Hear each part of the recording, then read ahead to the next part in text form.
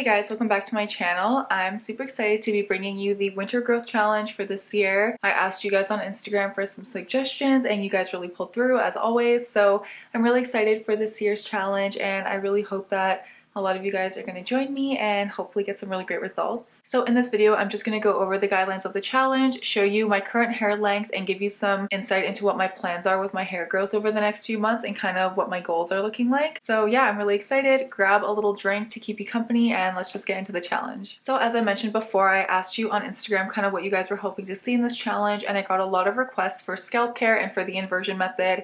And so I figured it would be a really nice, easy way to combine the two of them. But in the wintertime, I really like to focus on my scalp health. I feel like it's my roots, like my scalp and my ends, that kind of deal with the brunt of the winter coldness, especially now that my hair is getting back into like long territory again.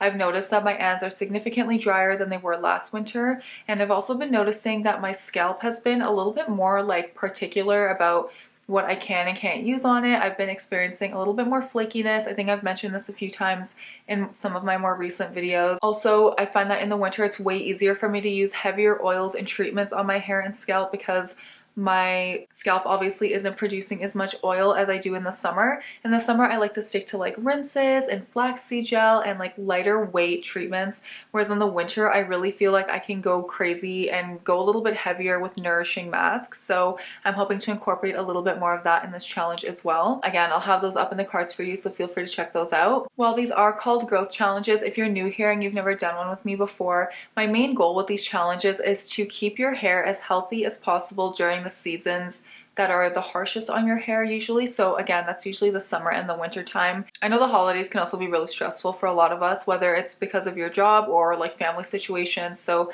I kind of like having a challenge to focus on. It makes me feel better and it really forces me to take care of myself when I feel really busy or run down, where I maybe normally would like skip out on taking care of myself a little extra.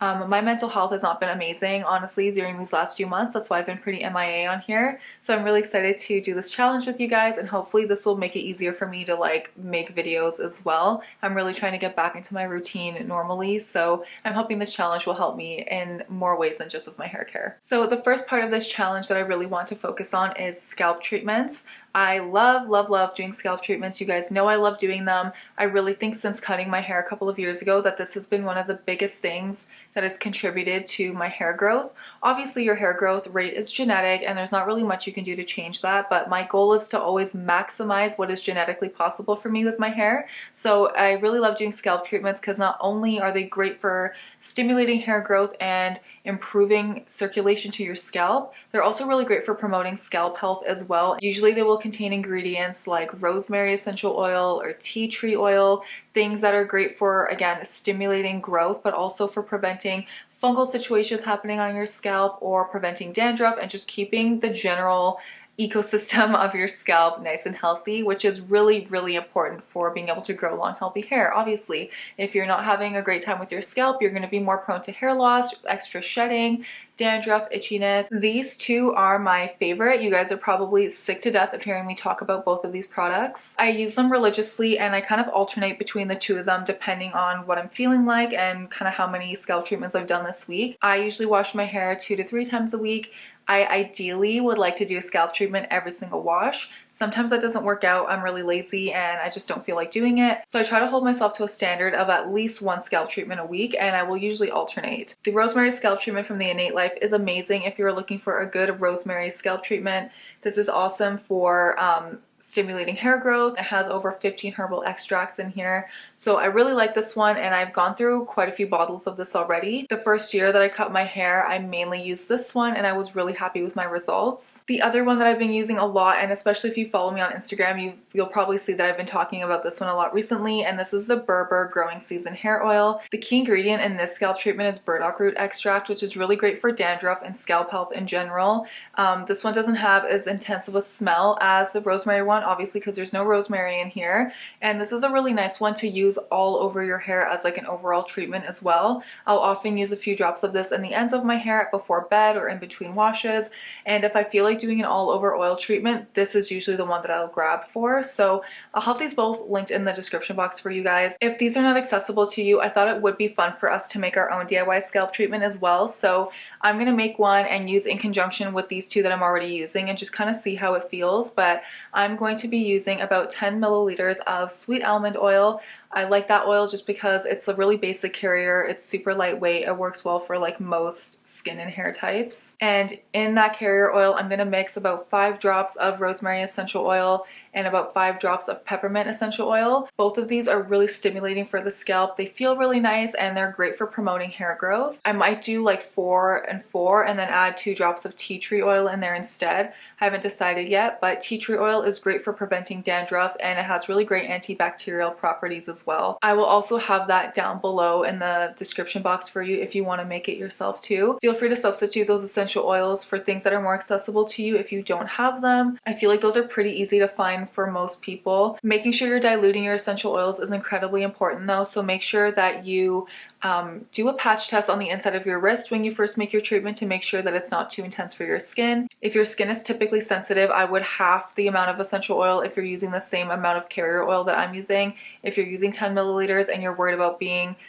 sensitive to essential oil, I would just do 2 drops of each and then add more as you see fit. I would encourage you to do at least 1 scalp treatment per week depending on your wash schedule and wash routine. If you are somebody who washes your hair bi-weekly or less frequently than that, of course you can tailor this challenge to work best for your wash schedule. Along with the scalp treatment, I would love to do the inversion method for this challenge because I haven't done one in a very long time. And I was looking back at some of our previous growth challenges and I think the last one I did inversion method for was like summer of 2020. I'm pretty sure, or 2019, which is crazy to think about because I feel like that literally just happened. The inversion method is a scalp massage method where you invert your head for about 4 minutes and give yourself a good scalp massage for the entire 4 minutes. And the idea behind this is that obviously it's going to improve blood circulation to your scalp, which is supposed to improve hair growth. The inversion method is supposed to be done for 7 consecutive days each month, and that's it. So basically a week each month, and then you leave it alone until the next month. And I usually like to do it during the first week of each month. It just makes it easier for me to remember to do it. I usually have to set an alarm on my phone because I always miss at least 1 or 2 days. But when I used to do the inversion method regularly, I really had great results and I was really happy with those results. I wouldn't recommend doing the inversion method if you are pregnant or if you have like circulation issues either. I'd also not recommend doing the inversion method during the week of your period because it doesn't really feel very good when you sit back up after being inverted. The third part of this challenge, I really wanted to include some sort of 30-day protective styles challenge. I love doing those and I haven't done one in a very long time. So I think it'd be really fun if just for the month of January, we also do a 30-day protective styles challenge within this challenge. So for at least 5 days a week, we wear our hair in some sort of protective style that works well for you, whether it be a braid or a low bun or whatever other protective styles that work well for you, especially if you're going to be out and about. If you're just going to be home for the day, I feel like it's less important, but if you are going to work outside of the home every day or going to school or something like that, I think it's really effective to keep your hair protected. It helps to prevent tangles, frizz, breakage, and whenever I've done a 30-day protective styles challenge, my hair just feels so good by the end of the month. And this would also apply for nighttime, like keep your hair in some sort of protective style throughout the night as well. The last part of this challenge is going to be using really nourishing hair masks throughout the whole entirety of the challenge. My hair personally gets extremely dry in the winter time and I tend to experience the most breakage in the winter. So this is the time of year where I like to use heavier, more rich hair masks. I've been really loving the one from Be Kind. I'll have it linked down below. And I've also been using one from Ceremonia. They sent it to me a while ago and I'm still working through it, but it's one of my favorite masks and it also smells so good. So I'll link that down below as well. Feel free to add any other extras that you'd like to include. Like if you want to go heatless for the whole 3 months, that's really awesome too. So a quick little recap. This year's challenge will consist of doing the inversion method for 1 week each month, doing regular scalp treatments, either the DIY scalp treatment or one that is accessible to you that's store-bought that you like. For the month of January, we will be doing a 30-day protective style challenge, and throughout the rest of the challenge, just be using consistent nourishing hair masks. As for my hair right now, this is where my hair is currently sitting. I'm actually really happy with my hair growth recently. I don't know, I feel like since the summer growth challenge ended, I've just seen some really great progress. My layers are actually incredibly grown out right now, and so are my curtain bangs. I'm in desperate need of a trim. So unfortunately, I will be having to get a trim during this challenge. I'm hoping to get it done in the next couple of weeks, so like early December. That way I won't really skew my results as much. But this is what my hair currently looks like and kind of what I'll be starting with. Sorry, I had to get my laundry and put it in the dryer, so if the angle looks different, that's why. Normally I don't like doing trims during the challenges just because I find it to be more confusing for like tracking results, but unfortunately my hairstylist broke her ankle back in September, so I wasn't able to go see her obviously. I'm really happy that she's made a full recovery, and I think she's going to be back to work very shortly, so as soon as she's back and kind of settled in, I can make an appointment with her, and then it'll probably be during the challenge. So that's kind of why. But in terms of my growth goals, when I first chopped my hair, my goal was to get it back to belly button length, and now I'm actually really close to belly button length, which is crazy to say. I'm definitely not quite there yet, but I'm getting there, and I'm hoping I will be there by like summertime. And I think I do want to continue growing it to my hips. I knew this was going to happen. I'm always like, oh no, belly button's good, or like every time I set a hair length goal, I always end up wanting to go past it because it just doesn't feel long anymore once I get it there for some reason. So yeah, I'm kind of thinking hip length, but I do want to have some really nice layers and movement in my hair. I think it would be so fun to have my hair at hip length or like even a little bit below that with layers. Like, I don't know, I just think it's gonna look so good. But that is it for today's video, you guys. Thank you so much for watching, and I really hope that you enjoy this challenge as much as I will. I'm really excited for it, and I want to just say thank you so much for sticking with me through my inconsistency in posting. Whether you are someone who watches every single video, or if you're someone who just kind of swings in every once in a while and watches one off, thank you so much. Like, I think it's so crazy that we've built such a fun, awesome community just talking about like hair care. I don't know, it's really cute. And back when I started this channel, I didn't think anyone would really care or watch, and now there are so many of you, and so many of you that are like, that have been here from the start. So I really appreciate you. And for all of you who come around every year to do the challenges and look forward to them, thank you. It's so fun to have like such a fun community to do these things with. So I appreciate you guys. And if there's anything specifically you want to see during the challenge, like I know a lot of you really love the routine videos and the wash day vlogs.